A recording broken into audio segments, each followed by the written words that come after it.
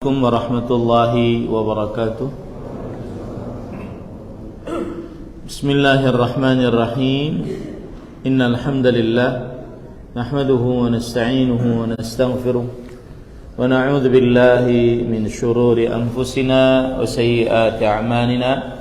Man yahdihillahu fala mudilla lahu wa man yudlil fala hadiya lahu. Wa ashhadu an la ilaha illallah wahdahu la syarika lahu وأشهد أن محمدا عبده ورسوله يا أيها الذين آمنوا اتقوا الله حق تقاته ولا تموتن إلا وأنتم مسلمون يا أيها الناس اتقوا ربكم الذي خلقكم من نفس واحدة وخلق منها زوجها وبث منهما رجالا كثيرا ونساء واتقوا الله الذي تساءلون به والأرحام إن الله كان عليكم رقيبا يا أيها الذين آمنوا اتقوا الله وقولوا قولا سديدا يصلح لكم أعمالكم ويغفر لكم ذنوبكم ومن يطع الله ورسوله فقد فاز فوزا عظيما أما بعد فإن أصدق الحديث كتاب الله وأحسن الهدي هدي محمد صلى الله عليه وعلى آله وسلم وشر الأمور محدثاتها وكل محدثة بدعة وكل بدعة ضلالة وكل ضلالة في النار. Alhamdulillah, kita bersyukur pada Allah Subhanahu wa taala pada hari ini, hari Sabtu pagi 19 Rabiul Awal 1444 Hijriah, kita dimudahkan oleh Allah Subhanahu wa taala untuk duduk bersama di Masjid Al-Barkah Ciputat dalam sebuah kajian rutin membaca Asyru Mujibatin Lin Najah, 10 penyelamat dunia akhirat. Salawat dan salam semoga selalu Allah berikan kepada Nabi kita Muhammad sallallahu alaihi wa ala alihi wasallam, pada keluarga beliau, para sahabat, serta orang-orang yang mengikuti beliau sampai hari kiamat kelak.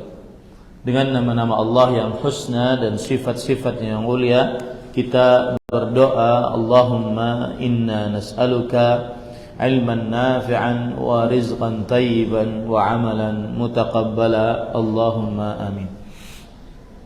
Ahibati fillah, a'azanillahu wa iyyakum, jamaah Masjid Al-Barkah yang saya cintai karena Allah, semoga Allah Subhanahu wa taala selalu memberikan afiat kepada kita di dunia dan di akhirat.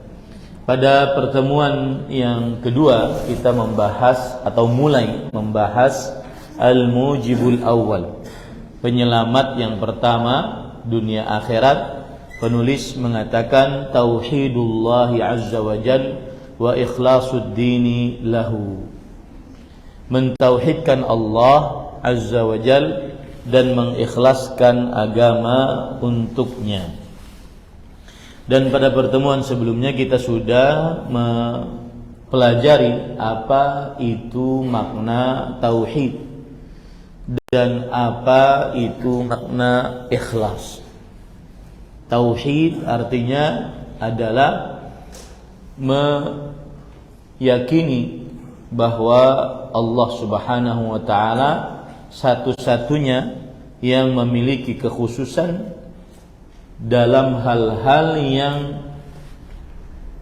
khusus milik Allah Subhanahu wa taala. Tauhid adalah meyakini bahwa Allah Subhanahu wa taala satu-satunya yang memiliki kekhususan dalam hal-hal yang khusus milik Allah Subhanahu wa taala. Kemudian kita sudah menjelaskan bahwa hal-hal yang khusus milik Allah diantaranya rububiyah, betul? Diantaranya rububiyah, yaitu meyakini bahwa Allah Subhanahu wa taala satu-satunya yang mencipta, mengatur, berkuasa. Kemudian yang kedua yang khusus milik Allah adalah asma wa sifat.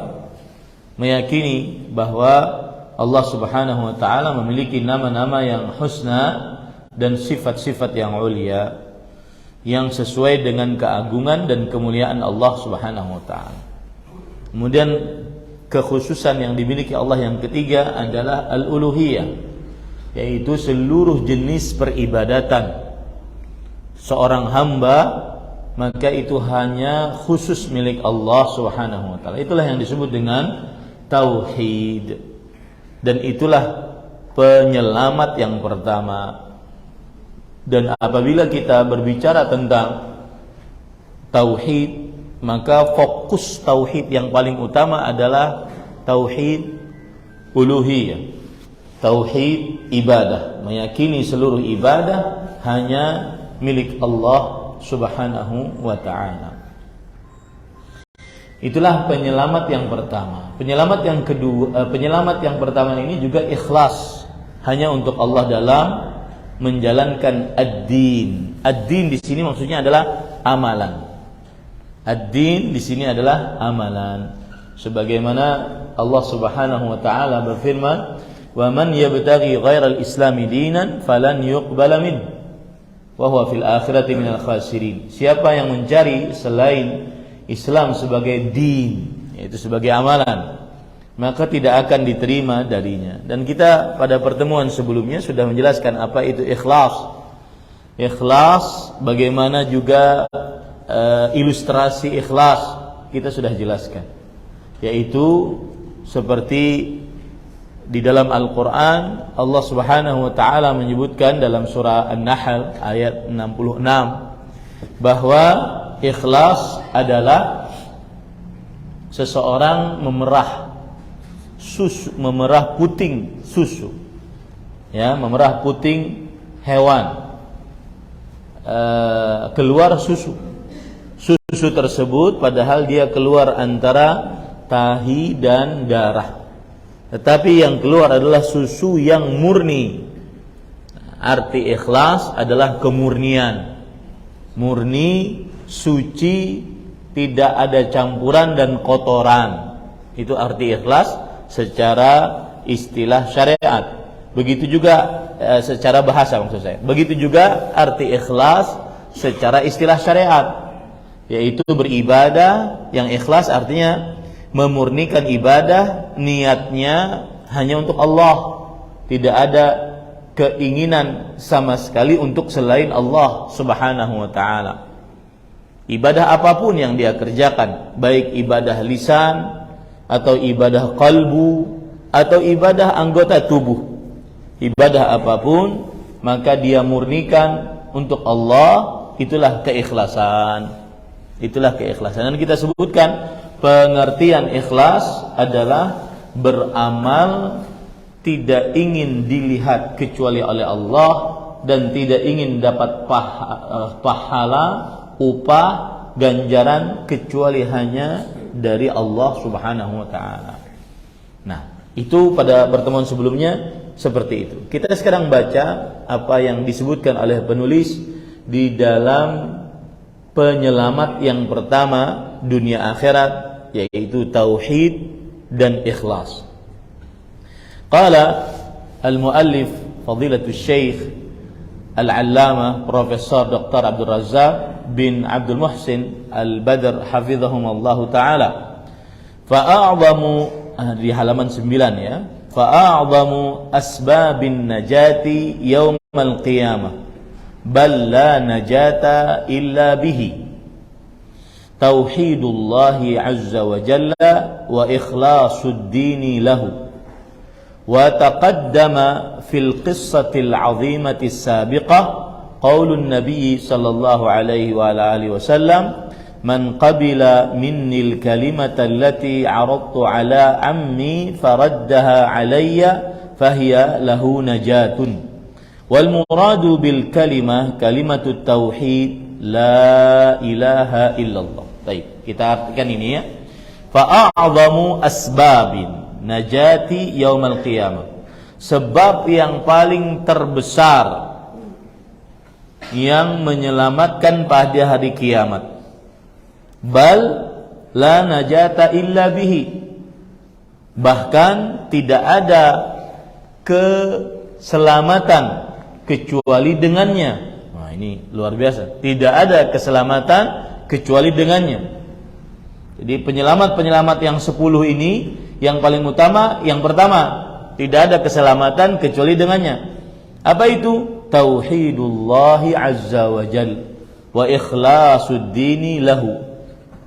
Mentauhidkan Allah azza wa jal dan mengikhlaskan agama hanya untuk Allah subhanahu wa ta'ala. Mentauhidkan Allah azza wa jal dan mengikhlaskan agama, yaitu amalan-amalan hanya untuk Allah. Itulah penyelamat. Wa taqaddama, dan telah lalu. Wa taqaddama artinya telah lalu. Fil qissatil 'azimati sabiqah, di dalam kisah yang agung yang telah lalu. Itu kisah antara Abu Bakar, Umar dengan siapa? Utsman. Bahwa Umar radhiyallahu anhu menyalami Utsman. Lalu Utsman tidak menjawab salamnya Umar radhiyallahu anhu. Lalu Umar bin Khattab mengadu kepada Abu Bakar As-Siddiq radhiyallahu anhu bahwa salamnya kepada kepada Utsman tidak dijawab oleh Utsman. Lalu Abu Bakar As-Siddiq radhiyallahu anhu menengahi di antara kedua permasalahan tersebut, bahwa Umar radhiyallahu anhu mengucapkan salam kepada Utsman, tapi Utsman radhiyallahu anhu sedang tidak fokus pikirannya, maka akhirnya tidak terjawab salamnya. Ternyata Utsman radhiyallahu anhu sepeninggal Rasulullah sallallahu alaihi wasallam sering memikirkan bagaimana bisa selamat di akhirat. Nah, ini kisahnya. Ya, setelah lalu kisahnya tersebut. Lalu Abu Bakar As-Siddiq radhiyallahu anhu berkata bahwa aku pernah bertanya hal itu kepada Rasulullah sallallahu alaihi wasallam. Bagaimana bisa selamat di akhirat? Maka Nabi Muhammad sallallahu alaihi wasallam menjawab, qaulun Nabi sallallahu alaihi wasallam, man qabila, siapa yang menerima, minnil kalimata allati aradtu ala ammi, siapa yang menerima dariku ucapan yang aku tawarkan. Aradtu itu artinya aku tawarkan kepada pamanku. Faraddaha alayya, lalu pamanku menolaknya. Ucapan yang aku tawarkan kepada pamanku. Siapa paman Nabi Muhammad sallallahu alaihi wasallam? Abdul Muthalib atau Abu Talib? Abu Talib. Ya, Abu Talib. Kemudian lalu pamannya menolak Nabi Muhammad SAW atas tawaran untuk mengucapkan ucapan tersebut. Maka Rasulullah SAW mengatakan, siapa yang menerima ucapan tersebut, maka ucapan tersebut untuknya sebagai penyelamat.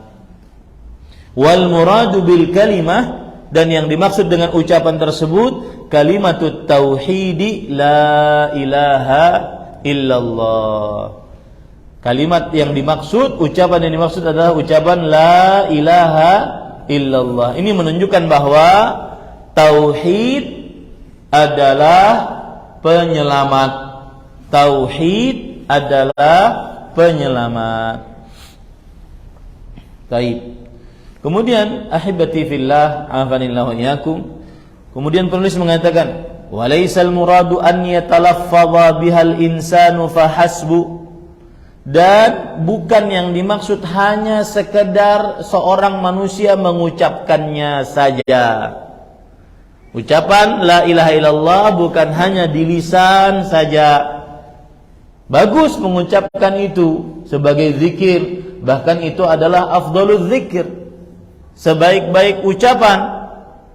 Ya, saya dulu punya dosen namanya Syekh Abdul Qayyum As-Suhaibani hafizahullah taala. Masih sangat muda sekali, tapi sudah doktor. Setiap kali ngajar lewat, pasti lisannya la ilaha illallah, la ilaha illallah. Wajahnya itu bersinar, masya Allah. Ya, lisannya tidak lepas dari zikir la ilaha illallah. Nah, di sini penulis mengatakan, dan bukan yang dimaksud seorang manusia hanya mengucapkannya saja. Innamal muradu tahqiqu ma dallat alaihi min ikhlasid din lillahi azza wa jal wa ifradihi bil ibadah subhanahu wa ta'ala. Tetapi yang dimaksud adalah perealisasian apa yang ditunjuki atas tauhid. Jadi kalau orang mengucapkan la ilaha illallah, perbuatannya harus konsekuensi dari la ilaha illallah. Apa konsekuensi dari la ilaha illallah? Min ikhlasid dini lillah, berupa mengikhlaskan, memurnikan amalan hanya untuk Allah, wa ifradihi bil ibadah, dan menjadikan Allah satu-satunya dalam peribadatan, menjadikan Allah satu-satunya dalam peribadatan. Nah, itu adalah yang dimaksud dengan la ilaha illallah. Jadi tidak manfaat kalau orang mengucapkan la ilaha illallah kemudian amalannya melakukan kesyirikan.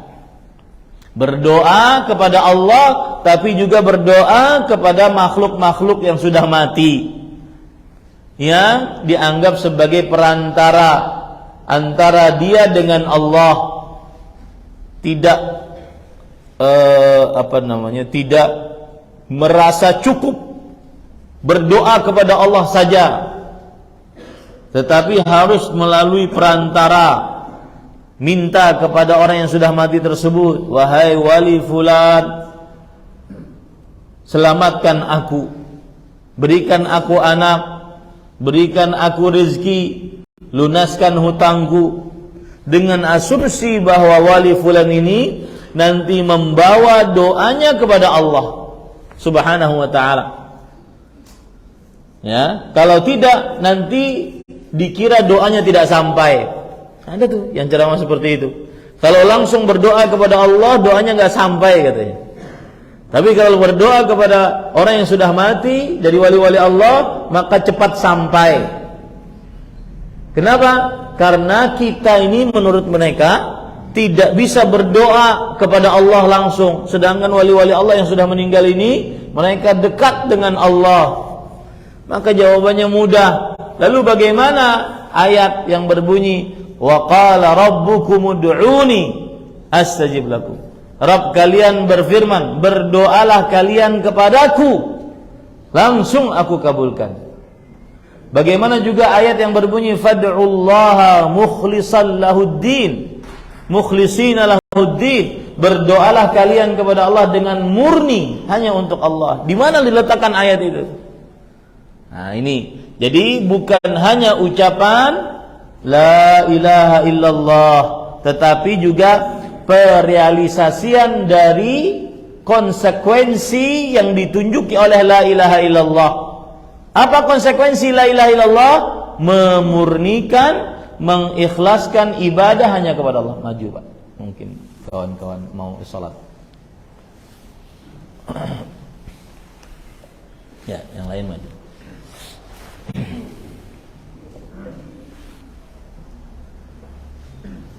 Baik.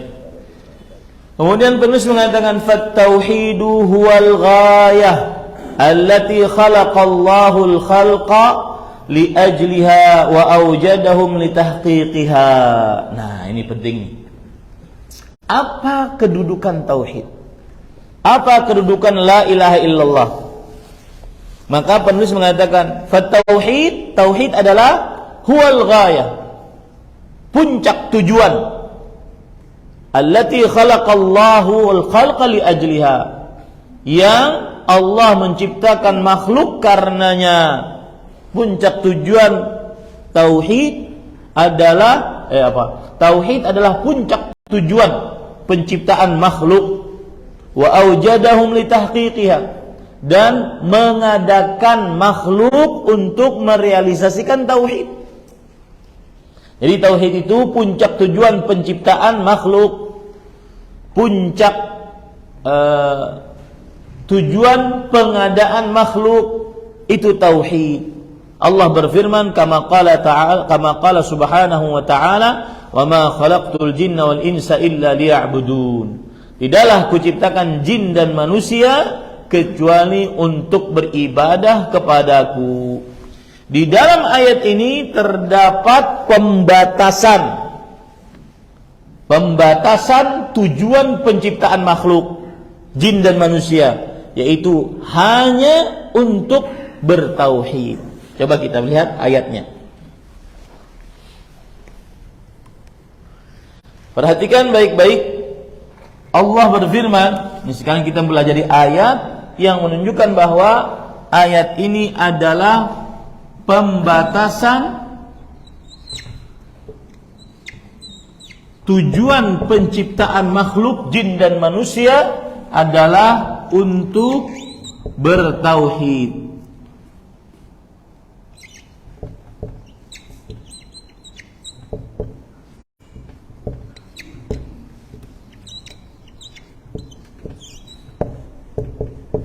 Wa ma khalaqtul jinna wal insa illa liya'budun. Ma di sini adalah ma'un nafi, peniadaan. Kalau kita terjemahkan, tidaklah kuciptakan jin dan manusia melainkan supaya mereka beribadah kepadaku. Apabila ada peniadaan, setelahnya ada pengecualian, ini namanya al-idrak, pengecualian, menunjukkan kepada pengkhususan, at-takhsis atau al-hasr, pengkhususan atau pembatasan. Ya, pengkhususan atau pembatasan. Jadi semua kaedah di dalam bahasa Arab, apabila ada kata peniadaan kemudian setelahnya pengecualian, menunjukkan kepada pengkhususan atau pembatasan. Apa maksudnya? Aku menciptakan jin dan manusia khusus hanya untuk beribadah kepadaku. Nah, gitu. Inilah yang disebut dengan tauhid. Dan ini hampir sama dengan la ilaha, kemudian illallah. La ilaha di sini, illallahnya di sini. Begitu ya. Kaidahnya bagaimana tadi? Yaitu, atau ini lebih tepatnya bukan al-idrak, al-isbat, penetapan. Ya, al-isbat, penetapan. Kaidahnya bagaimana tadi? Apabila ada penetapan dan sebelumnya peniadaan, menunjukkan kepada pengkhususan atau pembatasan. Apabila ada penetapan sebelumnya peniadaan, maka menunjukkan kepada pengkhususan atau pembatasan. Ada peniadaan la ilaha, ada setelahnya penetapan isbat, maka menunjukkan kepada khusus dan terbatas, hanya Allah yang berhak diibadahi. Nah, jadi ya, Para ikhwan yang dirahmati oleh Allah, dari ayat ini kita ambil pelajaran tentang tauhid. Bahwa kita ini diadakan oleh Allah, diciptakan oleh Allah, tujuannya supaya untuk beribadah kepada Allah. Taib. Kemudian ada faedah dari Abdullah bin Abbas radhiyallahu anhuma, ahli tafsir dengan si sahabat. Ya'budun, setiap kata ibadah, abada ya'budu, maka menunjukkan kepada tauhid. Setiap kata ibadah dalam Al-Quran menunjukkan kepada apa? Tauhid. Jadi bisa diganti nih. Setiap kata ibadah dalam Al-Quran ganti aja dengan tauhid, pasti cocok, pasti pas. Coba ya. Dan tidaklah aku ciptakan jin dan manusia melainkan supaya mereka mentauhidkan aku. Ya, supaya mereka mentauhidkan aku. Contoh lain lagi, ayat yang antum hafal, yang di dalamnya ada kata ibadah, abada ya'budu. Qul ya ayyuhal kafirun la a'budu. La a'budu. Arti la a'budu, saya tidak beribadah. Kalau kita pakai tafsiran Abdullah bin Abbas, saya tidak mentauhidkan apa yang kalian tauhidkan. Ya. La a'budu ma ta'budun wala antum 'abiduna ma a'bud, dan kalian abiduna ma'abud, tidak mentauhidkan sebab apa yang saya tauhidkan. Itu kaidah dari Abdullah bin Abbas. Setiap kata ibadah, abada ya'budu dalam Al-Quran, maka maksudnya apa? Tauhid. Contoh yang lain lagi apa?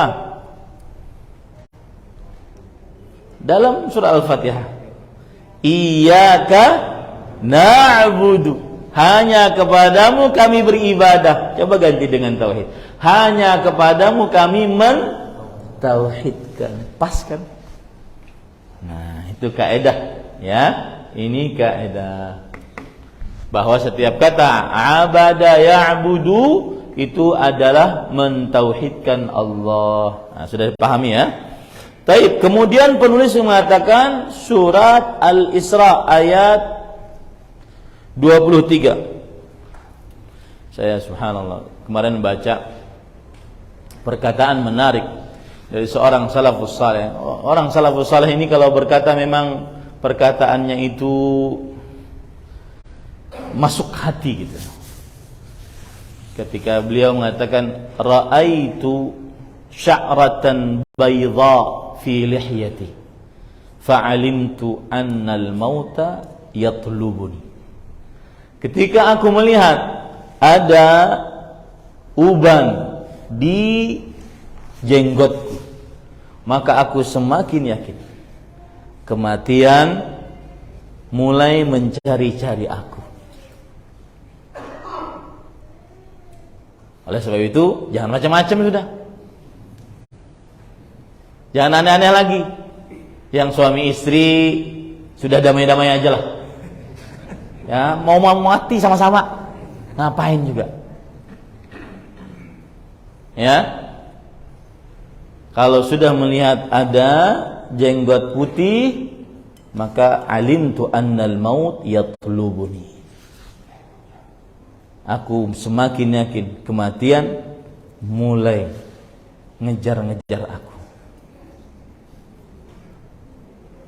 Tapi Ustaz, saya umurnya 70 tapi nggak ada jenggot, nggak ada yang uban putih.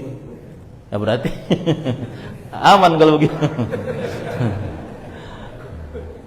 Ya, ini para ikhwan yang dirahmati oleh Allah Subhanahu wa taala. Taib. Kemudian penulis mengatakan surah Al-Isra ayat 23. Wa qadha rabbuka, saya hapus ya. Wa qadha rabbuka alla ta'budu illa iyyah. Taib. Saya tanya sekarang. Kita ini kan belajar ya. Seperti di kelas lah. Apa kaidahnya tadi? Setiap ya, sebelum itu, sebelum kaidah dari Abdullah bin Abbas. Setiap ada penetapan setelah penafian menunjukkan kepada kekhususan dan pembatasan. Saya ulangi kaidahnya. Setiap ada penetapan dan sebelumnya penafian menunjukkan kepada pengkhususan dan pembatasan. Pengkhususan dan pembatasan. Baik. Kemudian penulis membawakan dalil. Yang kedua, Ustaz, ini dalil tentang apa? Dalil bahwa tujuan puncak penciptaan kita, pengadaan kita oleh Allah di dunia ini adalah apa? Tauhid, beribadah, yaitu mentauhidkan Allah Subhanahu wa taala dalam ibadah. Ini dalilnya. Wa qada rabbuka alla ta'budu illa iyyahu. Qada qarrara, tetapkan. Allah tetapkan, Rabbuka, Tuhanmu, alla ta'budu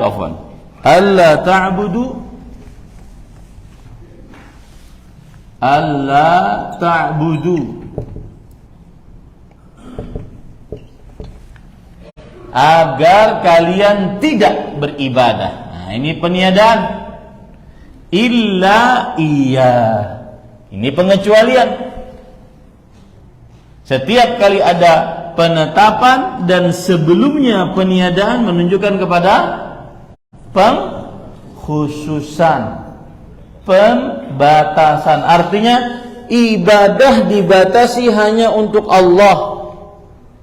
Ya, iyahu, hanya kepada Allah Subhanahu wa taala. Ini juga dalil bahwa tujuan penciptaan kita di atas muka bumi ini adalah hanya untuk Allah, beribadah kepada Allah Subhanahu wa taala. Dalil yang ketiga dibawakan oleh penulis surat Al-Bayyinah ayat 5. Sama juga. Wa ma umiru illa liya'budullah mukhlishina lahuddin. Sama.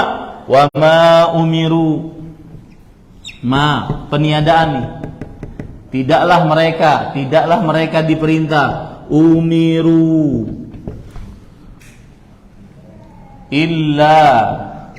Nah, setelah peniadaan ada penetapan. Sebelum penetapan ada peniadaan, menunjukkan kepada apa? Pengkhususan dan pembatasan. Wa ma umiru illa liya'budullah mukhlishina lahuddin. Ya, tidaklah mereka diperintahkan melainkan supaya mereka beribadah kepada Allah dengan ikhlas untuk Allah Subhanahu wa taala dalam beramal. Untuk Allah Subhanahu wa taala dalam beramal. Mana peniadaannya? Wama. Mana penetapannya? Illa. Setiap penetapan setelahnya peniadaan menunjukkan kepada pengkhususan, pembatasan. Hanya Allah yang berhak diibadahi.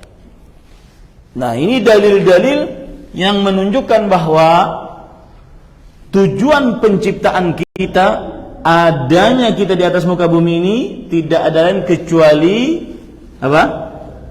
Beribadah kepada Allah. Dan arti ibadah apa? Mentauhidkan Allah. Ya, setiap kali ibadah disebutkan dalam Al-Quran maka maksudnya adalah mentauhidkan Allah Subhanahu wa taala. Baik. Kemudian penulis mengatakan, fa asasun najati wal falahi yaumal qiyamati tauhidullah. Fa asasun najah.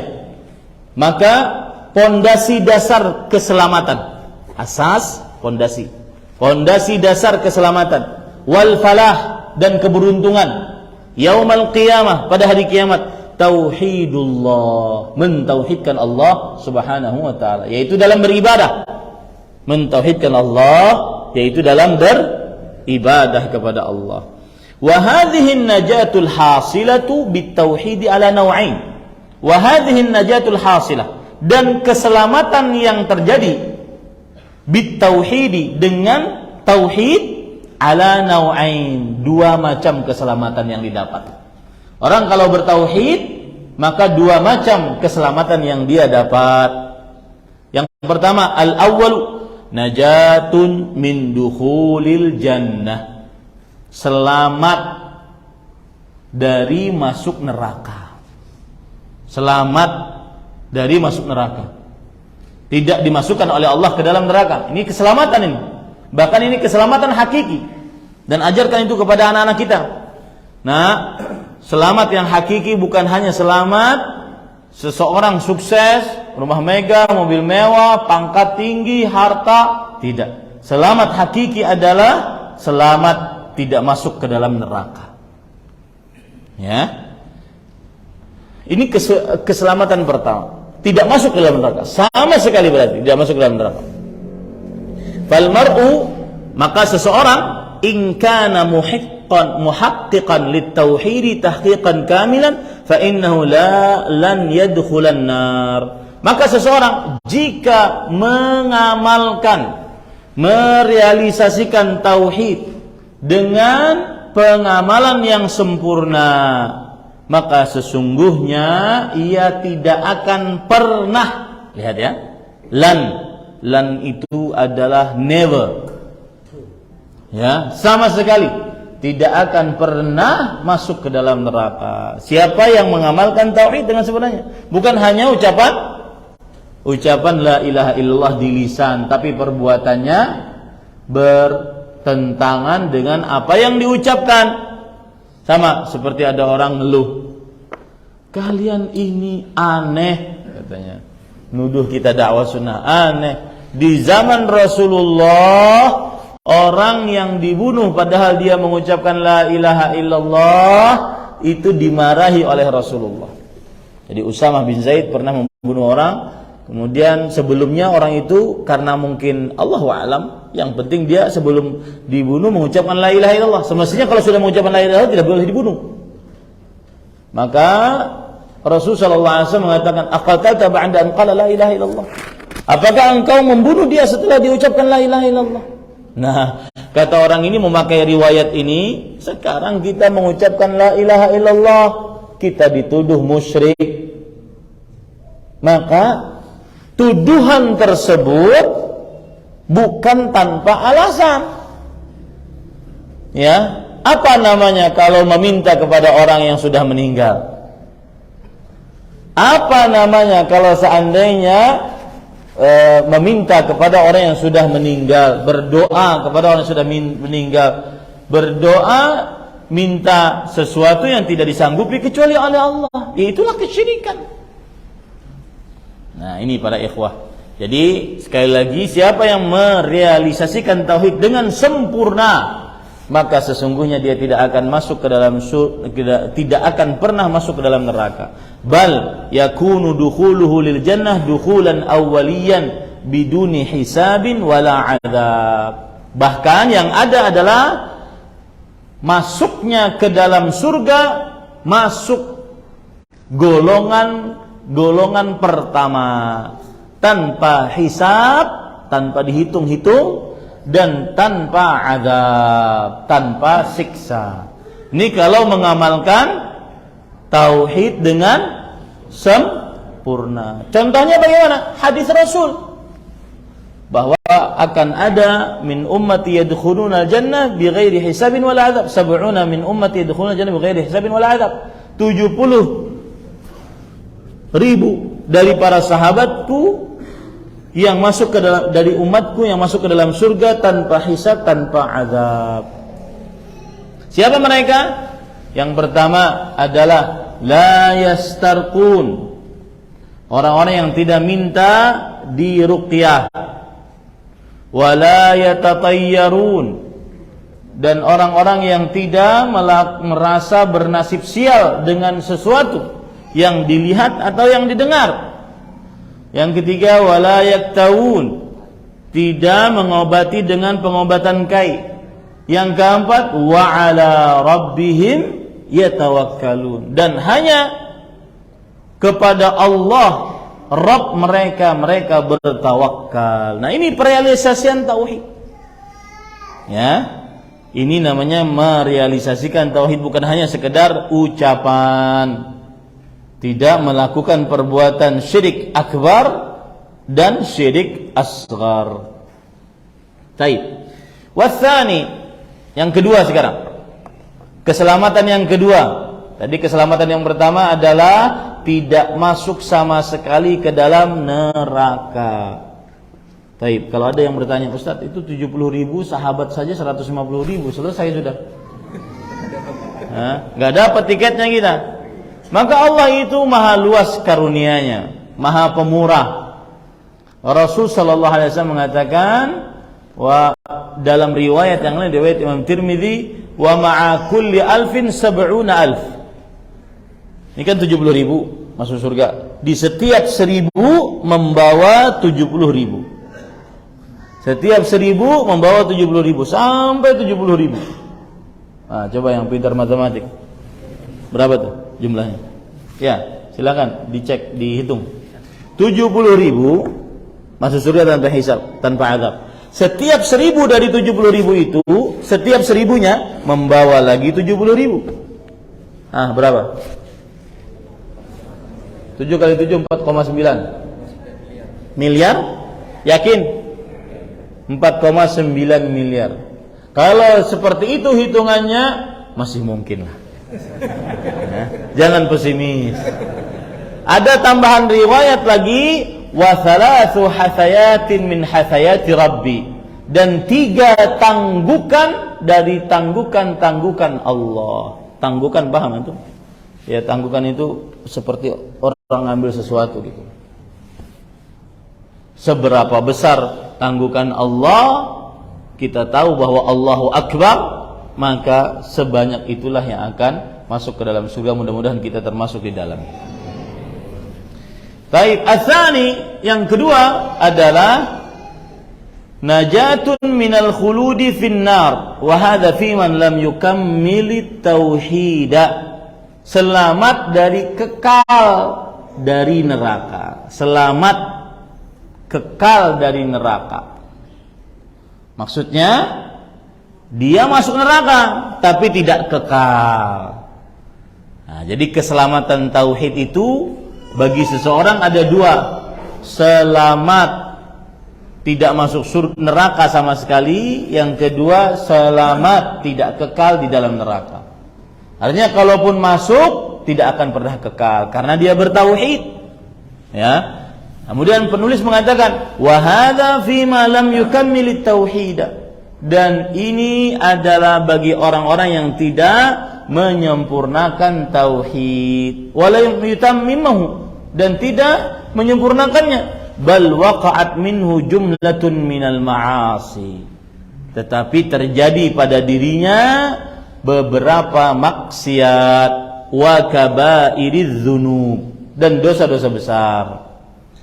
Adhafat imanahu wa tauhidahu, yang mana maksiat dan dosa-dosa besar tersebut melemahkan imannya dan melemahkan tauhidnya. Nah, di sini kita ambil pelajaran bahwa orang yang bermaksiat sebenarnya orang yang sedang kurang tauhidnya.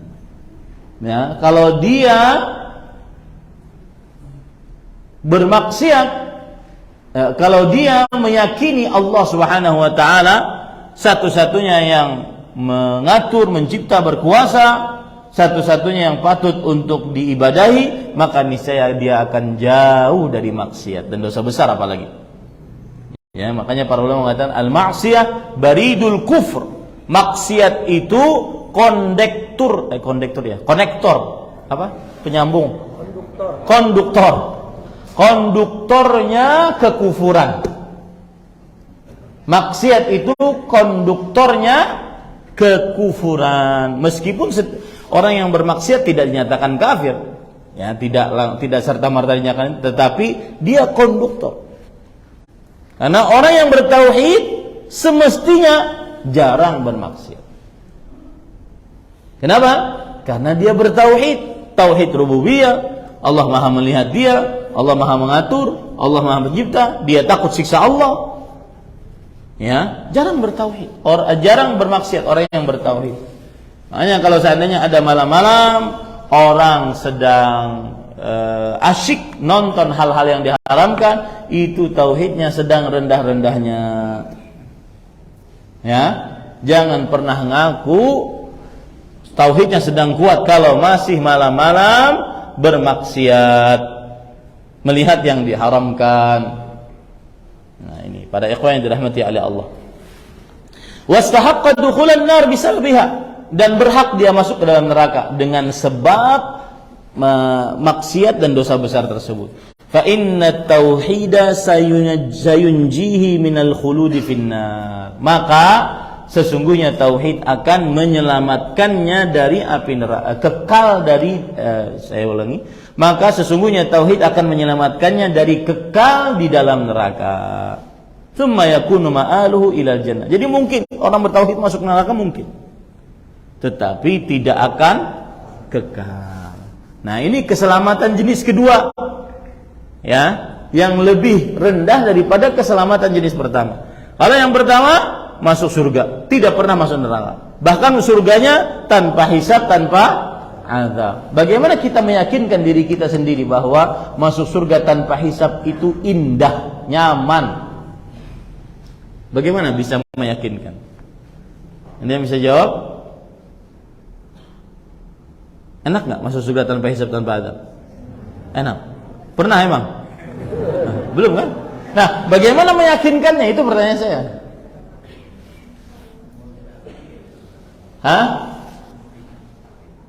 Ya, meyakinkan bahwa masuk surga tanpa hisab, tanpa azab itu indah, enak, nyaman.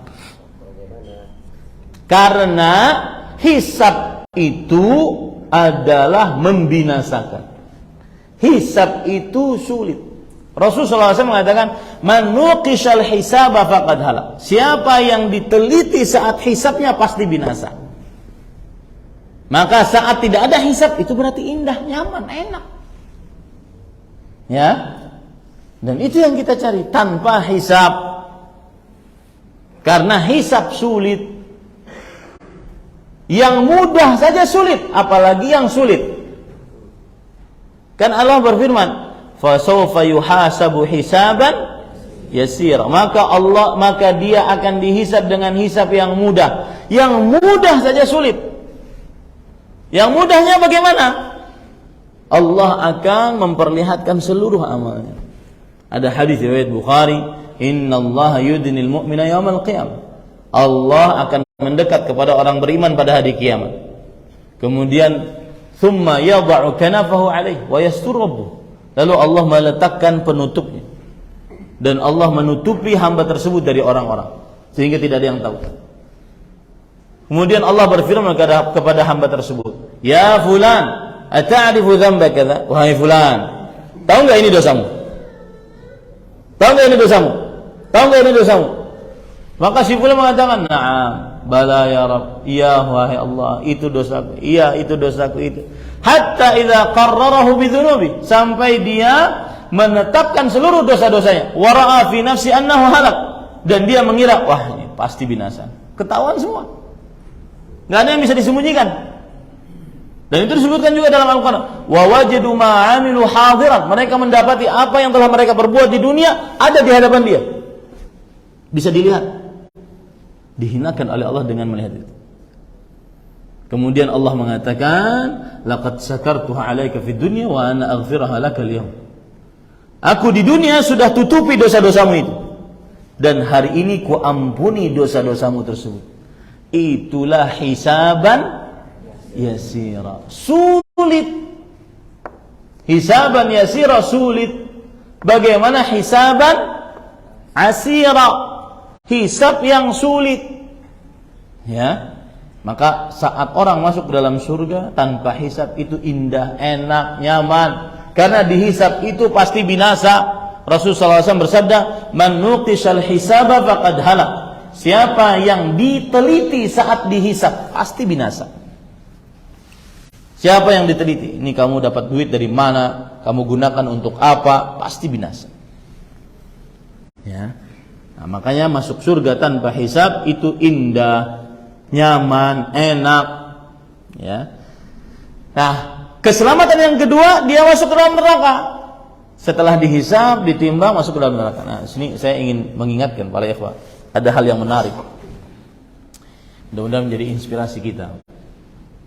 Ada hadis riwayat Bukhari Muslim dari Abdullah bin Abbas radhiyallahu anhu, Rasul sallallahu alaihi wasallam bersabda, "Innallaha katabal hasanati was sayyi'at tsumma bayyana dzalik." Allah telah menulis tata cara bagaimana penulisan amal saleh, pahala atas amal saleh, dan dosa atas maksiat. Allah sudah mempunyai manajemen tersendiri penulisan pahala dan penulisan dosa. Tsumma bayyana dzalik. Lalu Allah menerangkan bagaimana manajemen penulisan pahala atas amal saleh dan siksa atas dosa. Kata Allah kemudian Rasulullah SAW bersabda, "Faman hamma bi hasanah falam ya'malha, katabaha Allah indahu hasanatan kamilah." Siapa yang berniat untuk mengerjakan amal saleh, lalu dia belum mengerjakannya, entah karena satu dan lain hal, belum dia kerjakan, tapi sudah berniat, maka ditulis oleh Allah pahala sempurna, satu pahala sempurna. Coba bayangkan sekarang, di Jabodetabek daftar haji reguler berapa tahun? 50 tahun. Ya. Daftar sekarang antum dapat giliran 50 tahun. Ya. Di Kalimantan Selatan 70 tahun. Ketika seseorang sudah ada niat untuk berhaji, entah itu dia mendaftar, entah dia itu tabung sendiri, pokoknya ada niat untuk berhaji, belum bisa dia kerjakan karena antrian tadi, maka dia dapat pahala haji setiap tahunnya. Allah. Itu tata cara penulisan pahala. Taib. Fa in hamma biha wa amila katabaha Allah indahu hasanatan ka asyra hasanat ila 700 dhif ila adhafin katsira. Jika dia berniat beramal saleh lalu dia amalkan, tadi dia tidak mengerjakan, lalu dia kerjakan amal saleh yang dia niatkan tersebut, maka ditulis pahalanya 10 kali lipat. Lalu dilipatkan lagi menjadi 700 kali lipat. Dilipatkan lagi menjadi berlipat-lipat tanpa batas. Itu manajemen penulisan pahala atas amal saleh. Berlipat-lipat tanpa batas. Anggap saja sedekah 1 sen rupiah. Dapat pahala 10. Dikalikan 700. Dikalikan berlipat-lipat lagi, pahala luar biasa. Ya. Makanya minimal niat, Pak. Niat. Ini niat aja enggak. Ya. Nih, saya di pesantren punya proyek membangun asrama permanen santri putra. Harga proyeknya, karena kita tanahnya tanah rawa, harga proyeknya 30 M. Saya berniat, ya Allah, saya niat kalau saya kaya, saya akan bangun itu asrama. Enggak perlu kita donasi-donasi. Selama saya niat begitu, selama bangunannya belum selesai, saya ditulis pahala sempurna. Niat. Ini sudah miskin, enggak punya niat. Ente lalu mau jadi apa? Subhanallah. Ya. Berniat, minimal niat. Lalu kalau bisa dikerjakan, dilipatkan pahalanya. Tapi yang aneh, perhatikan nih, penulisan siksa atau dosa atas sebuah maksiat. Itu tadi penulisan pahala atas amal soleh. Lihat bagaimana luasnya rahmat Allah Subhanahu wa taala. Penulisan siksa atas dosa, Rasulullah SAW bersabda, fa in amilaha, jika orang tersebut meniatkan di dalam hati untuk melakukan maksiat, falam ya'malha katabaha Allah indahu hasanatan kabira, lalu dia tidak mengerjakannya, niat buruknya tadi, niat dosa yang tidak dia kerjakan, maka dituliskan pahalanya 1 pahala sempurna. 1 pahala sempurna. Niat bermaksiat tapi nggak jadi, dituliskan pahalanya 1 pahala sempurna. Baik. Fa in amila katabaha Allah indahu hasanatan sayyi'atan wahidah. Tapi kalau dia kerjakan maksiat yang sudah dia niatkan tadi, cuma ditulis dosanya cuma 1. Beda jauh nggak manajemen penulisannya? Tapi yang ajib, di hari kiamat ada orang berhadapan dengan Allah, saat dihisab tetap aja dosanya lebih banyak daripada pahalanya. Ente kemana kalau begitu di dunia? Manajemen penulisan pahala sedemikian rupa dilipat-lipatkan, manajemen penulisan dosa cuma 1 saja. Tapi di hadapan Allah setelah dihisab, ditimbang, tetap dosanya lebih besar. Berarti ada masalah di situ. Apa masalahnya? Masalahnya berarti ada amalan yang menghapus apa? Pahala amal saleh. Hati-hati. Penghapus paling terdahsyat atas amal saleh adalah kebalikan dari tauhid, yaitu apa? Syirik. Hati-hati. Penghapus pahala diantaranya ghibah. Penghapus pahala diantaranya maksiat saat sendirian. Penghapus pahala diantaranya hutang. Hutang bayar ya akhi. Ditagih afwan akhi. Apaan afwan akhi? Bayar. Afwan akhi. Ya, ini para ikhwan. Baik. Lanjut. Wa amma man jaa yaumal qiyamah bighairi tauhid fala matma'a lahu fin najati abadan wala sabila lahu li nailir rahmati wal ghufran. Adapun yang datang pada hari kiamat tanpa tauhid, entah dia kafir asli atau kafir murtad, atau dia musyrik, atau dia munafik akbar, lisannya Islam, hatinya kafir, dia datang pada hari kiamat tanpa tauhid, maka jangan pernah berharap untuk selamat selamanya. Tidak ada jalan baginya sama sekali untuk mendapatkan rahmat dan ampunan. Ya. Ada seorang mu'allaf pernah datang ke saya sambil nangis. Ustaz, saya sedih. Orang tua saya meninggal dalam keadaan kafir, sedangkan saya baru masuk Islam, dan saya teringat orang tua. Nah, masa tidak boleh sama sekali doakan Ustaz? Kenapa orang tua saya nggak kenal hidayah seperti saya sekarang Ustaz? Nanti kalau dia mati di atas kekufuran, kesyirikan, berarti kekal apa di dalam neraka? Nggak ada keselamatan sama sekali berdasarkan keterangan ini. Maka saya katakan iya, dalil yang menunjukkan akan seperti itu. Yang datang tanpa tauhid tidak ada keselamatan sama sekali. Lalu bagaimana Ustaz? Sepertinya nggak adil ini. Nah, itulah perkara takdir paling puncak. Pertanyaan tentang takdir paling puncak.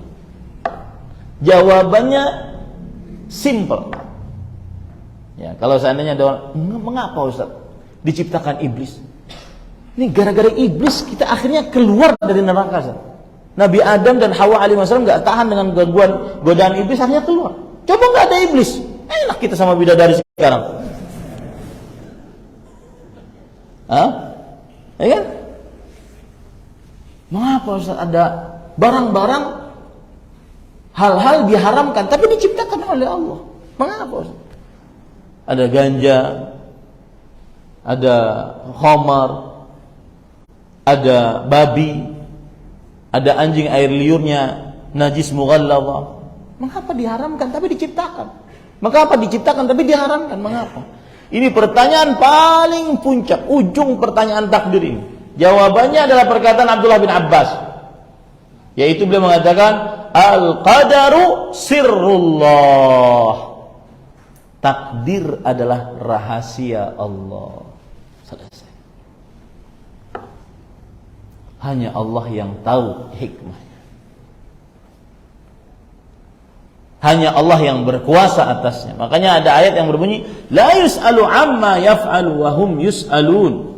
Mereka tidak ditanya, Allah tidak ditanya tentang apa yang Allah perbuat, tapi makhluklah yang akan dimintai pertanggungjawaban atas amal perbuatan mereka. Nah, ini para ikhwah yang dirahmati oleh Allah. Jadi, siapa yang datang di hari kiamat tanpa tauhid, jangan pernah berharap baginya keselamatan di hari kiamat. Tidak ada jalan sama sekali untuk mendapatkan rahmat dan ampunan. Siapa yang datang tanpa tauhid. Ya, saya berbicara sekarang yang mati tidak bertauhid. Karena kalau seandainya ada orang yang bertauhid di dunia, kemudian dia bermaksiat ataupun murtad, lalu dia bertobat, masih dapat ampunan. Ini yang mati tanpa tauhid. Itu ya. Nah, qala Allah azza wa jalla ala lisan rasulih Isa alaihi salam, innahu man yusyrik billah faqad harrama Allah alaihi jannah wa ma'wahu an-nar. Dalil yang tanpa tauhid datang di hari kiamat tidak ada keselamatan sama sekali. Dalilnya surah Al-Maidah ayat 72. Lihat ayat ini baik-baik. Sesungguhnya siapa saja yang mensyirikkan Allah, maka sungguh Allah telah haramkan atasnya surga dan tempatnya neraka. Lihat ayat ini baik-baik. Innahu man yusyrik billah faqad harramallah. Siapa saja yang mensyirikkan Allah, maka faqad, lihat kata-kata faqad, harrama. Apabila ada kata qad, kemudian setelahnya fi'il madhi, kata kerja past tense yang sudah lalu, maka menunjukkan kepada taukid, penekanan. Jadi kalau kita terjemahkan, siapa saja yang mensyirikkan Allah, maka pasti Allah telah haramkan atasnya surga. Begitu pemahamannya. Qad, setelahnya fi'il madhi, kata kerja yang sudah lampau, past tense, maka menunjukkan kepada kepastian, penekanan. Ya. Pembicaraan-pembicaraan seperti ini semakin menguatkan kita agar berusaha menjauhi kesyirikan. Besarnya kecil kan. Karena ada penekanan. Faqad harramallah. Sungguh Allah telah benar-benar pasti, apalagi itu kurangnya, haramkan atasnya surga dan tempatnya neraka. Dalil yang kedua, surat Fatir ayat 36-37. Wa qala Allah tabaraka wa ta'ala, walladzina kafaru lahum naru jahannam la yuqda 'alaihim fayamutu wa la yukhaffafu 'anhum min 'adzabiha kadzalika najzi kulla kafur wa hum yastarikhuna fiha rabbana akhrijna na'mal salihan ghayra alladhi kunna na'mal aw lam nu'ammirkum ma yatadhakkaru fihi man tadhakkara wa ja'akumun nadhir fadhuqu fama lidh-dhalimina min nasir. Yang artinya, dan orang-orang yang kafir, lahum naru jahannam, mereka mendapatkan neraka jahannam. Ya, orang-orang kafir tidak bertauhid, maka tempatnya atau siksanya neraka jahannam. La yuqda 'alaihim fayamutu. Di dalam neraka mereka disiksa tapi tidak diwafatkan. Disiksa tapi tidak disiksa, hancur, kembalikan lagi, siksa, hancur, kembalikan, sampai-sampai mereka mengatakan, ya Malik, wa nadaw ya Malik liyaqdi alaina rabb. Wahai Malik, sudah minta kepada Tuhanmu, matikan kami saja, kami bosan disiksa. Subhanallah, ada orang bosan disiksa karena disiksa dikembalikan lagi, siksa lagi, kembali lagi, siksa lagi, tanpa selesai. Dan para ikhwah, kalau sudah berbicara tentang neraka, ringkasannya adalah tempat penuh dengan penyiksaan yang tidak pernah bisa dibayangkan. Nabi Muhammad SAW pernah menyalakan api, kemudian beliau mengatakan, narukum hadhihi allati tuqiduna sab'un min sab'ina juz'an min nari jahannam. Api kalian di dunia yang kalian nyalakan itu adalah 1 dari 70 bagian panasnya dari api neraka jahanam. Jangan main-main Pak ya. Saya pernah, ini terutama di zaman sekarang ini yang pungutan liar, korupsi sangat merajalela. Orang nggak malu-malu lagi. Banyak yang cerita seperti itu, nggak malu-malu lagi. Jadi bukan bawah-bawah meja lagi, di atas meja. Dan minta. Kita pernah mendapati suatu saat ada visitas ke pesantren saya. Kemudian sebelumnya memang sudah ada hubungan, kemudian ingin minta sesuatu. Lalu saya punya inisiatif, saya katakan kepada pihak yayasan, pihak sekolah, nanti saya nggak mau nemunya, malas, antum aja temui. Tapi saya nasihatkan, dinasihati, diceramahi, diceramahi. Akhirnya ceramah, ketua yayasan ceramahin, kami di sini nggak berbayar, kami ini benar-benar tidak ada ngambil apa-apa dari pesantren. Ya, kemudian Pak, yayasan di saya kan seperti itu, nggak ada ngambil apa-apa dari pesantren. Maksudnya nyindir mereka gitu. Lalu ada ketua visitasnya mengatakan, kami paham apa yang kalian sebutkan, tapi ya begitulah, inilah kami. Makanya lihat perkataannya, kalau tidak ingin masuk ke dalam neraka, jangan jadi kami. Paham gak? Kalau tidak ingin masuk ke dalam neraka, jangan jadi kami. Ini artinya mereka benar-benar, ya sudahlah, inilah, ya, nanti di neraka ya sudahlah. Dan itu ada tahap peremehan tentang siksa neraka. Hati-hati Pak Rekon. Terus zaman sekarang ini sesudah reformasi semakin merajalela. Korupsi, KKN, dari semua lini, pungutan liar dan seterusnya. Satu tanda tangan kadang-kadang 100 juta. Itu betul di beberapa instansi. Kadang-kadang dia bilang, saya bisa. Kamu benar, saya jadikan salah, saya bisa. Sudah bayar aja lah. Nggak usah banyak cincong, bayar aja. Subhanallah. Hati-hati para ikhwan yang dirahmati oleh Allah. Jangan pernah remehkan orang. Karena disiksa tidak akan pernah mati. La yukhaffafu anhum adzabih. Ini siksa lain nih jenisnya. Tidak akan diringankan siksanya. Jadi disiksa nggak pernah berhenti dan siksanya tidak pernah ringan.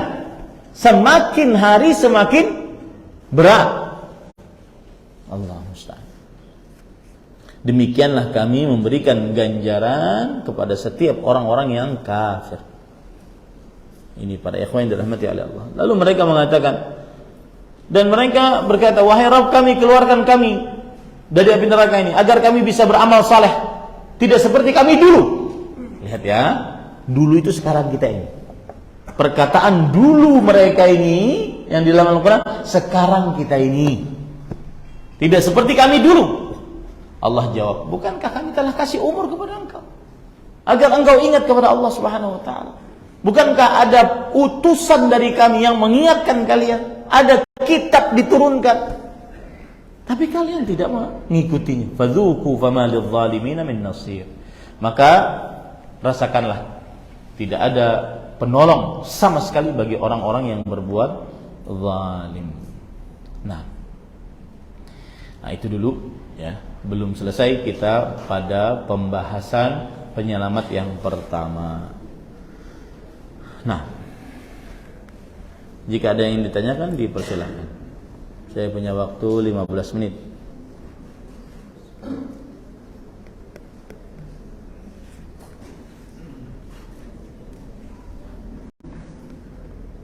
Ada? Silakan. Waalaikumsalam warahmatullahi wabarakatuh. Mohon izin Ustaz, izin bertanya terkait adanya isu atau sokokan yang tadi Ustaz sampaikan.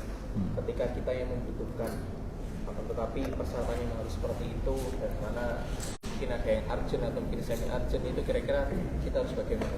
Misalnya kita minta tanda tangan, kita harus 100 juta. Iya. Kita ada kaedah disebutkan oleh para ulama kapan sogokan itu diharamkan, kapan memberikan uang itu tidak diharamkan. Diharamkan saat ibtalu haqqin wa ihqaqu batil. Diharamkan saat membatalkan yang hak dan memberikan kepada yang tidak berhak. Nah, itu baru haram. Adapun untuk mengambil hak, maka tidak haram. Ujian ngambil surat izin mengemudi, ya, nggak lulus itu. Nggak lulus. Memang nggak diinginkan lulus. Ya. Memang nggak diinginkan lulus. Gitu. Maka pada saat itu kita kasih untuk biar bisa dapat mengemudi. Ya. Ihqaqu batil wa ibtalu haq. Jika ada memberikan itu untuk membatalkan yang berhak atau memberikan kepada yang tidak berhak, nah itu baru haram. Antum tidak diterima di sebuah universitas setelah ikut ujian. Lalu ada orang yang terima. Karena sogokan kita yang diterima ini tidak jadi, kemudian kita yang diterima. Nah, ini namanya membatalkan yang hak atau memberikan yang tidak berhak. Itu yang haram. Wallahu a'lam. Barakallahu fiik. Assalamualaikum warahmatullahi wabarakatuh. Bagaimana cara kasih tahu kepada keluarga besar yang rata-rata masih mengadakan tahlilan? Antum belum selesai dari urusan tahlilan. Dan bolehkah saya kirim makanan kepada saudara yang lagi tahlilan? Saya ingin ruqyah anak saya, tapi anak saya menolak, katanya tidak boleh. Maka yang pertama, berkumpul-kumpul atas kematian seseorang pada hari kedua, ketiga, keempat, ketujuh, ke-15, ke-20, 25, 40, 100, maka ini belum ada syariatnya dari Rasulullah Sallallahu Alaihi Wasallam. Gampang saja, Nabi Muhammad SAW sebelum beliau banyak yang meninggal, istri beliau banyak yang meninggal, anak beliau banyak yang meninggal, ya, para sahabat beliau banyak yang meninggal. Pernahkah beliau melakukannya? Kalau seandainya itu disyariatkan, maka niscaya akan beliau lakukan. Tetapi beliau tidak lakukan hal tersebut, padahal tidak ada yang menghalangi beliau untuk mengerjakan itu. Tetapi sampai akhir hayat beliau tidak kerjakan, menunjukkan hal tersebut tidak disyariatkan. Yang apabila dikerjakan sekarang, maka itulah perkara yang mengada-ngada. Nah, seperti itu, wallahu a'lam. Adapun ruqyah, nah ini tadi saya dalam hati kalau ditanya saya akan jawab. Tadi kita sebutkan yang masuk surga 70.000 tanpa hisab, tanpa adab, di antara la yastarqun, tidak minta di ruqyah. Ingat ya, tidak minta di ruqyah tidak haram. Atau afan, saya ulangi, minta di ruqyah tidak haram. Cuma kehilangan keutamaan. Ya, kehilangan keutamaan. Keutamanya apa? Dihisab. Keutamaannya tidak dihisab. Itu saja. Minta diruqyah, para sahabat Nabi radhiyallahu anhu minta diruqyah. Ya. Minta diruqyah dibolehkan. Kemudian juga yang kedua, meruqyah dibolehkan. Misalkan si fulan sakit, lalu tanpa dia minta kita meruqyah, maka dibolehkan. Rasulullah SAW bersabda, "Man arada an yanfa'a akhahu falyaf'al." Siapa yang ingin untuk memberikan manfaat kepada saudaranya, maka hendaklah dia lakukan. Maka meruqyah diperbolehkan. Dan orang yang diruqyah tidak masuk ke dalam hadis tadi. Tetap dia, selama dia tidak minta, tetap dia bisa mempunyai kesempatan. Ya, wallahu a'lam.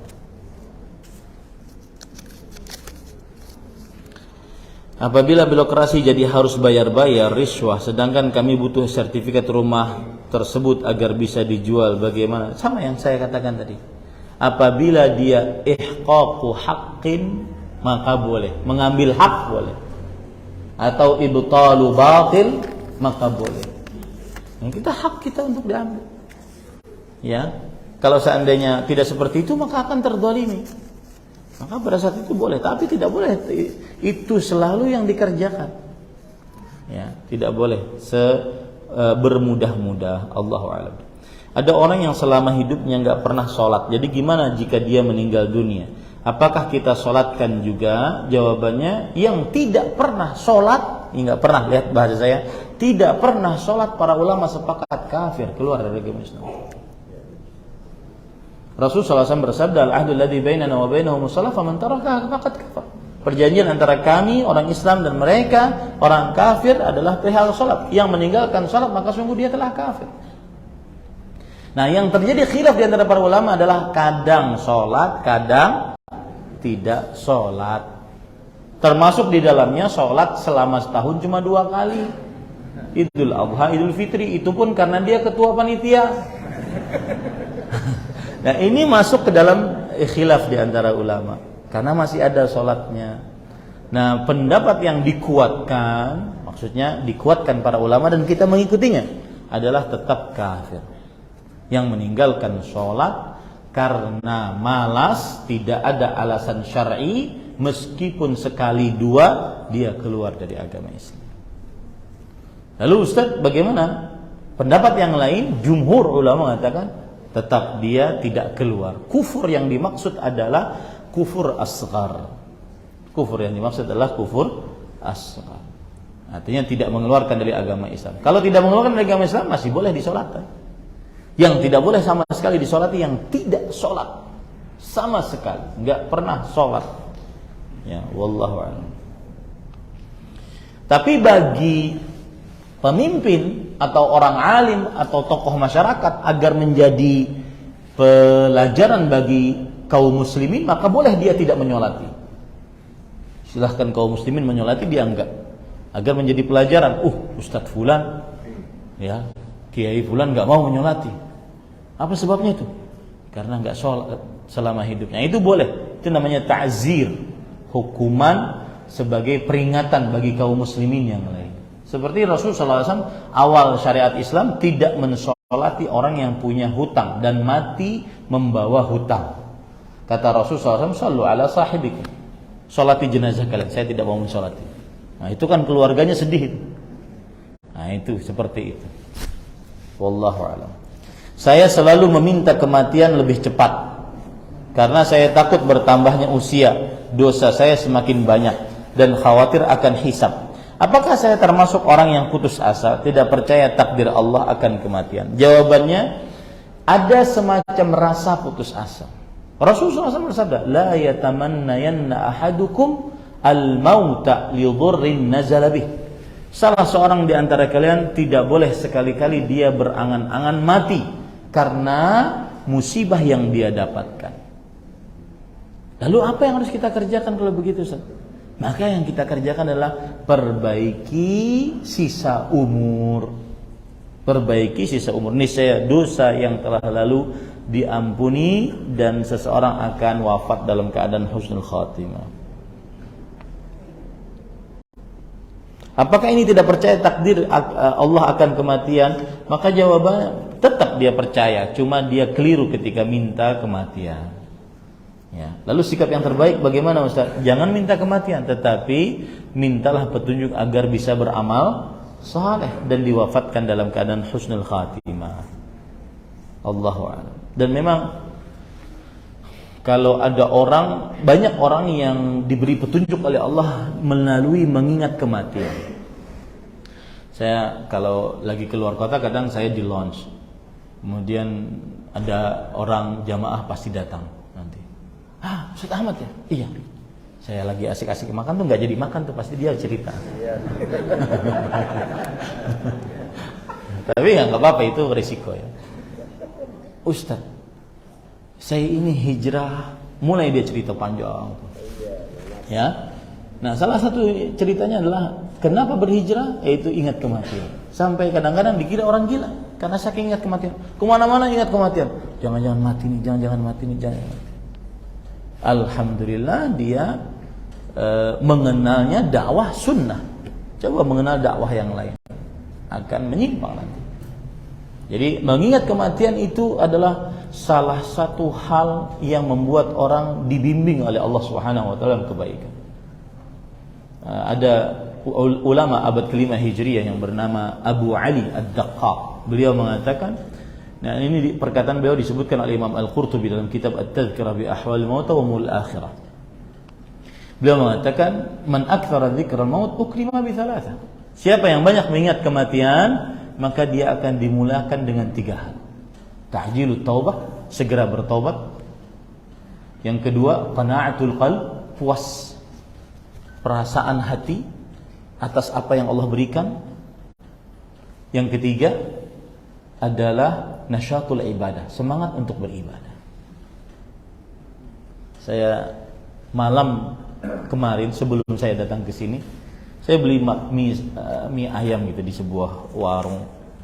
Kemudian beliau cerita, saya itu Ustaz pernah, padahal beliau saya yakin belum ngaji, maksudnya duduk di majelis ilmu dakwah sunnah. Tapi beliau mengatakan, saya pernah bulan Ramadan tidak jualan sama sekali.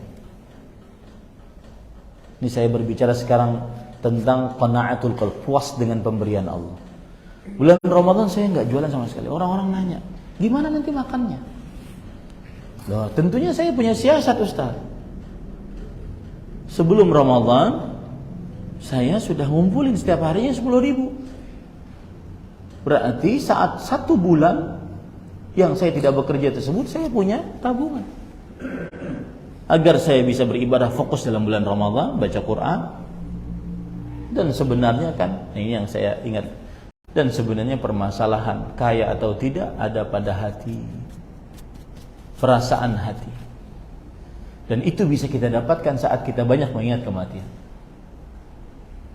Saat kita kita dapatkan perasaan itu saat kita banyak mengingat mati juga nanti, gak dibawa apa-apa.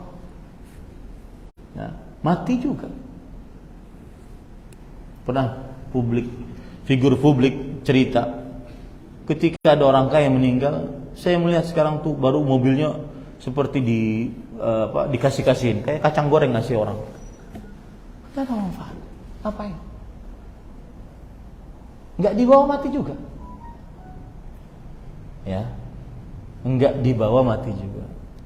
Tidak dibawa mati itu adalah hadis Rasul. Yatba'ul mayta thalathatu. Yang akan mengikuti mayat 3. Maluhu wa ahluhu wa amaluhu. Hartanya, keluarganya dan amalnya. Yarji'u minhu ithnan wa yabqa wahid. Nomor 1 dan 2 akan pulang. Dan tersisa cuma amalnya. Pak, para ikhwan yang dirahmati oleh Allah, mengingat kematian itu sesuatu yang semestinya harus kita tegakkan terus. Salah satu cara agar mengingat kematian adalah sering-sering pergi ke kuburan, berziarah kubur. Diniatkan ziarah kubur. Ya, niatkan. Apalagi hati sedang galau, sedang gelisah, ziarah kubur gitu. Niatkan. Oh, nanti saya begini nih. Cuma antara 2,5 meter kali 2,5 meter kali setengah meter, dalamnya cuma 5 meter, selesai. Enggak bawa apa-apa. Enggak bawa apa-apa para ya. Nah, bagaimana dengan orang yang hanya melakukan amalan-amalan wajib, kurang dalam amalan-amalan sunnah dan tidak bisa membaca Al-Quran, tidak berusaha untuk bisa membaca Al-Quran? Bagaimana dengan amalan-amalannya besok di akhirat? Ada pengaruhnya kah buat dihisab? Jawabannya, setiap amal saleh pasti ada hitungannya di sisi Allah. Salah satu sistem pengadilan kelak di hari kiamat adalah keadilan. Tidak ada kezaliman sama sekali. Siapa yang benar-benar mengamalkan amalan-amalan wajib, niscaya dia masuk surga. Sebagaimana hadis Rasulullah SAW. Ketika ada orang Arab Badui datang, wahai Rasulullah, aku tidak akan menambahkan kecuali dari amalan-amalan wajib itu saja. Sholat, puasa, berjihad, tidak akan kutambahkan kecuali itu. Kata Rasulullah SAW, aflah in sadaq. Orang tersebut akan beruntung jika dia benar-benar mengamalkan. Tidak disebutkan di situ amalan sunnah. Cuma amalan sunnah itu fungsinya apa? Tafadulu darajatin fil jannah. Tingkatan-tingkatan surga. Wallahu a'lam. Bagaimana menghindari zina mata, riba dan hutang agar pahala tidak berkurang di hari akhir nanti? Kalau zina mata, jauhkan sarana-sarana yang menghantarkan kita kepada zina mata. Kemudian kalau riba, puaslah dengan pemberian Allah. Tidak perlu berhutang riba. Kemudian kalau hutang, maka dia hidup sesuai dengan apa yang dia dapatkan, sehingga dia tidak berhutang. Ya, wallahu a'lam. Bagaimana tanda-tanda kalau dosa kita diampuni oleh Allah? Jawabannya adalah kalau kita bertaubat dengan sebenar-benar taubat. Rasulullah SAW bersabda, "At-taibu minadz-dzambi kama la dzamba lah." Orang yang bertaubat maka seperti dia tidak memiliki dosa sama sekali. Kapan dia bertaubat? Perbanyak istighfar, diampuni dosanya oleh Allah. Apakah Allah juga akan menampakkan dosa-dosa yang telah diampuninya? Nah, ini khilaf di antara ulama. Jadi gini, ada orang bermaksiat, lalu dia bertobat. Apakah nanti ditampakkan? Jawabannya iya. Pendapat yang lebih kuat, iya ditampakkan. Meskipun dia sudah taubati. Yang dihapus kalau begitu apanya? Siksanya. Adapun penulisannya di buku catatannya tetap ada, dihadapkan oleh Allah kelak di hari kiamat. Ya. Adapun yang dihapus apanya? Siksanya. Wallahu a'lam. Apa dalilnya itu? Allah berfirman dalam surah Al-Furqan, "Illa man taba wa amana wa 'amila 'amalan shalihan fa ulaika yubaddilullahu sayyi'atihim hasanat, kana Allahu ghafurur rahim." Kecuali orang yang beriman, bertobat, beramal saleh, maka mereka lah orang-orang yang digantikan dosanya dengan amal saleh. Nah, ini dosanya kan dihapus, digantikan dengan pahala kalau dia bertobat. Nah, digantikan ini apakah yang di buku catatannya dihapus ataukah buku catatan tetap tetapi apa tadi? Siksanya yang dihapus. Wallahu alam, pendapat yang lebih kuat adalah siksanya yang dihapus. Kalau orang tua saya berumur 65 tahun, ibu saya dahulu mengajarkan saya tauhid, kemudian di usia tuanya beliau terkena syubhat media dan dia jadi percaya dukun. Begitupun ayah saya dan mereka terkena syubhat bid'ah. Bagaimana cara menasihatinya dan doa apa yang harus saya panjatkan agar mereka selamat? Maka jawabannya yang paling utama adalah doakan dulu. Berdoanya adalah doakan agar mereka mendapatkan ampunan Allah Subhanahu wa taala. Seperti misalkan kita Rabbana ighfir lana wa liwalidina walil mu'minina yauma yaqumul hisab. Dapatkan ampunan Allah Subhanahu wa taala. Doakan itu orang tua. Kemudian kita sendiri berdoa kepada Allah agar mudah mendakwahi mereka. Lisan kita dimudahkan oleh Allah, ya, agar mudah mendakwahi mereka. Nah, lalu mendakwahi, materi dakwahnya apa? Yang paling utama adalah 2 kalimat syahadat sebelum segala sesuatunya. Dakwahkan 2 kalimat syahadat sebelum segala sesuatunya. Wallahu a'lam. Saya ada rencana operasi mata katarak. Setelahnya tidak boleh menunduk, berarti tidak boleh ruku dan sujud dalam salat. Apa yang harus dilakukan ketika salat?